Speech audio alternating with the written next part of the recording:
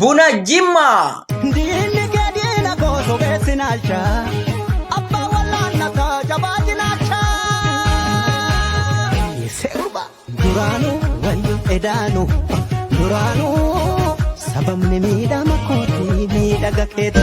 Madda galii biyyattii buna Jimmatti margee re'eesaa faana bu'ee Khalid kan buna arge.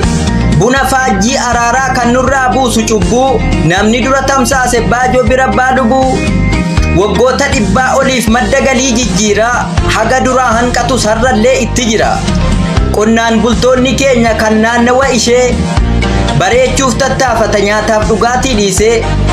Gochi kun qonnaan bulaa fayyadama taasisee taa'ee otoma jiru baay'ee isaa nu yaachise. Qonnaan bulaan buna waggaa dheeraaf oomishee qarshii biyya alaarraa argachuu sadorkisee hamma deemaa jirurraa fayyadaman arganne. Daandii karaa dhabuunu galma baay'ee hanqanne. Bunni isaan ganna gabaaf dhiheessan waggaa guutuu nyaataaf uffannaa ijoollee dhugaatii biran tartu.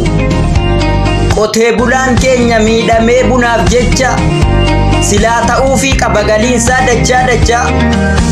Hidda morma lameenii kan baatu sammuu mataa dachaa dabaluu qaba galiin buna ummataa. Mootummaan jijjiiramaa waggaa 3 dura baay'ee isaa galatoomaa waan hojjetantu jira. Jiraatus sochiin jiru quubsaa ta'uu baatullee isin biraa wayyoofnan dachaan hojjanna nullee. Kanaan akkan dhaabbanne keessattuu waa'iin bunaa caalaatti hojjechuu qabna cimsinee qonnaan bulaa.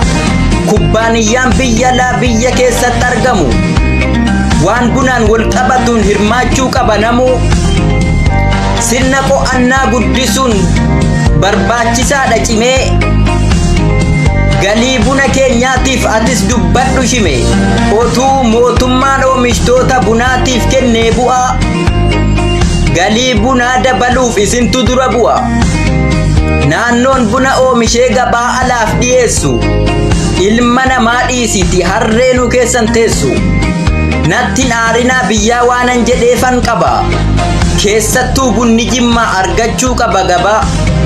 Oomishaan buna keenya bosona keessa yaa'ee karaa tokkolleen qabu gora halkaaniin haxaa'ee. Mana gaariilleen qabu manni isaas akka keemaa. Mabiraatiis hin qabu baatirii ibsatee deema. Daandiin karaa hin jiru farda ofii cuqaafataa. Wallaahi haqqii fardaa rabbirraa nu gaafata. Maddi galii biyyattii caalaan baadiyyaa keessa. Ifaaf daandiin makiinaa garuu magaalaa keessa.